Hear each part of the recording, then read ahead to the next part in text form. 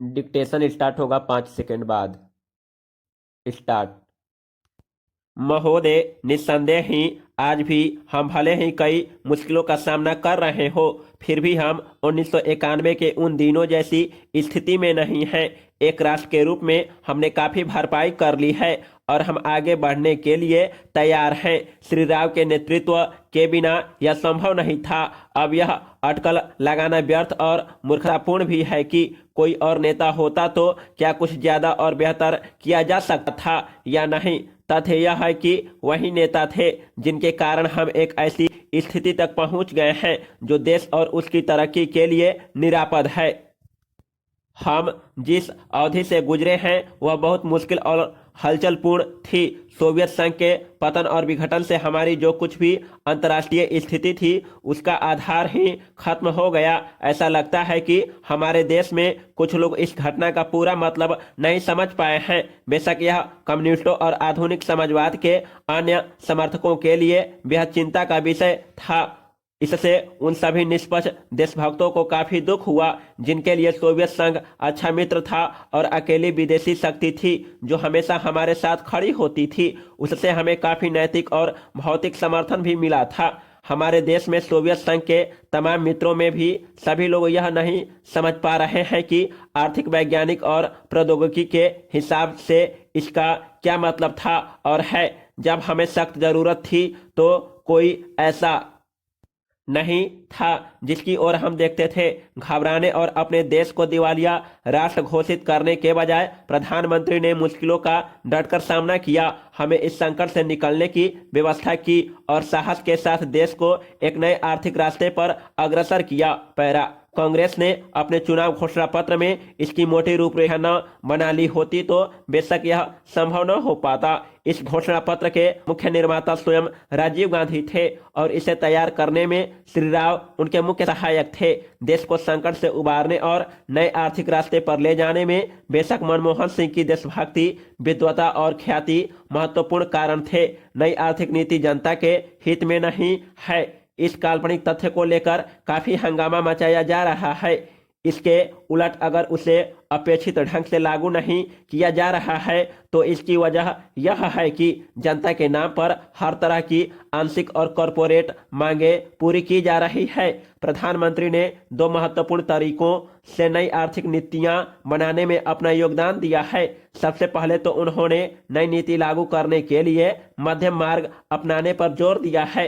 नए आर्थिक कार्यक्रम को लागू करने में उन्होंने जो दूसरा महत्वपूर्ण योगदान किया है वह है इसके पक्ष में राष्ट्रीय सहमति बनाना। पैरा।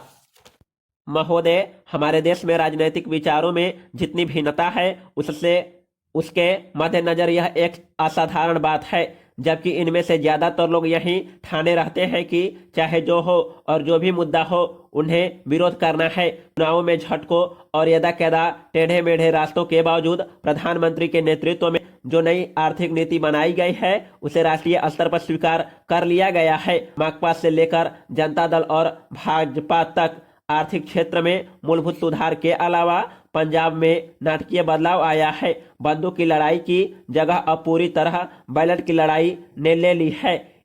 उस प्रदेश की जनता के लिए यह दूसरी आजादी से कुछ कम नहीं है।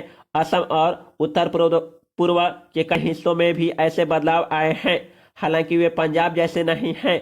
ऐसा समझना कि आतंकवाद का खतरा टल गया है बेशक गलत होगा, पर जो सफलताएं हमने पाई है उन्हें स्वीकार न करना कम गलत नहीं होगा। पंचायत और स्थानीय निकायों के चुनाव कराने को भी साधारण काम नहीं समझा जाना चाहिए। इस कदम से महात्मा गांधी के सपने और दिवंगत राजीव गांधी की लोकतंत्र के लिए प्रतिबद्धता फलीभूत हुई है। यह संविधान की अपेक्षाओं के अनुरूप लोकतांत्रिक क्रांति को आगे बढ़ाने का प्रतीक है। इससे हमारे राष्ट्र का लोकतांत्रिक आधार बहुत मजबूत हुआ है। पैरा।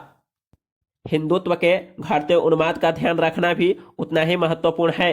भाजपा और शिवसेना को चुनावी सफलता भले ही मिल गई हो, पर राष्ट्रीय स्वयंसेवक संघ का नेतृत्व भी मानता है कि उसका मुख्य कारण कुछ राज्यों में भ्रष्टाचार, बढ़ती कीमतों, बेरोजगारी आदि जैसी सामान्य समस्याओं से निपटने में कांग्रेस सरकार की नाकामी थी, न कि सांप्रदायिक भावनाएं।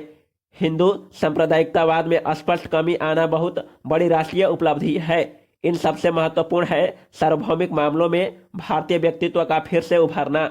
इसके आयाम हमारे विदेश संबंधों में आर्थिक अंश की वृद्धि से कहीं अधिक है। चीन से संबंध लगातार सामान्य होते जा रहे हैं। भारत ईरान संबंध फिर कायम हो गए हैं। इसी तरह दक्षिण अफ्रीका के साथ परस्पर लाभ के सहयोगी की नई संभावनाएं बनी है। अमेरिका और अन्य विकसित पूंजीवादी देशों से सहयोग बढ़ाने की दिशा में समुचित ध्यान दिए जाने की बावजूद किसी भी मसले पर हम नहीं झुके हैं। समर्पण की बात तो दूर है, इसमें आर्थिक संबंधों के महत्वपूर्ण स्वरूपों के अलावा रक्षा का क्षेत्र भी शामिल है। इसका सबसे ताजा उदाहरण है परमाणु अप्रसार संधि के मामले में हमारा अपनी नीति पर कायम रहना, जबकि इसके लिए हम पर कई दिशाओं से भारी दबाव डाला गया। कूटनिरपेक्ष आंदोलन को नई नीति देने के प्रयास भी चल रहे हैं। इन सब उपलब्धियों को मिलाकर एक वाक्य यह है कि प्रधानमंत्री ने सबसे बड़ा काम यह किया कि हमारे देश में शासन पुनः स्थापित कर दिया और लोकतंत्र को सुदृढ़ बनाया। पैरा महोदय, देश की लगभग 3/4 जनसंख्या गांवों में रहती है, जिनकी आय कम होने के साथ साथ शिक्षा, स्वास्थ्य, पेयजल आदि अन्य आवश्यक सुविधाएं भी उन्हें पर्याप्त मात्रा में उपलब्ध नहीं है।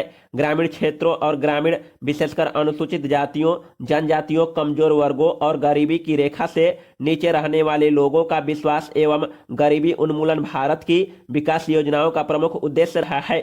ग्रामीण विकास का व्यापक दायरा है, जिसमें ग्रामीण क्षेत्रों एवं ग्रामीणों के जीवन स्तर का सर्वांगीण विकास शामिल है। इसका अर्थ निर्धनतम लोगों की अपने स्थानीय सामाजिक एवं आर्थिक परिस्थितियों में उत्पादन क्षमता की वृद्धि है।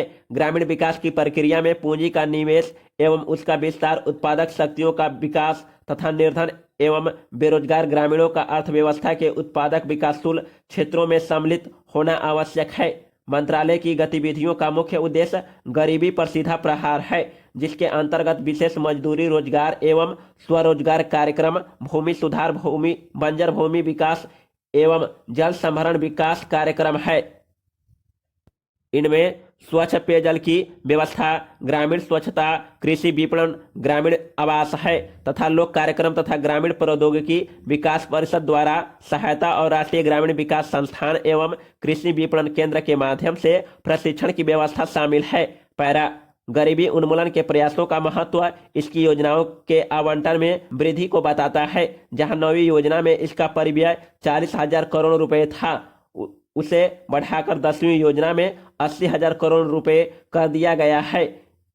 इस बढ़े हुए परिव्यय के साथ साथ जैसा कि पंचायती राज संस्थाओं से संबंधित महत्वपूर्ण संविधान अधिनियम 1992 में बताया गया है, लोगों की कार्यक्रमों में बेहतर भागीदारी प्राप्त होगी, जिससे निर्धन ग्रामीणों के जीवन स्तर में सुधार लाने के प्रयास को नई दिशा प्राप्त होगी।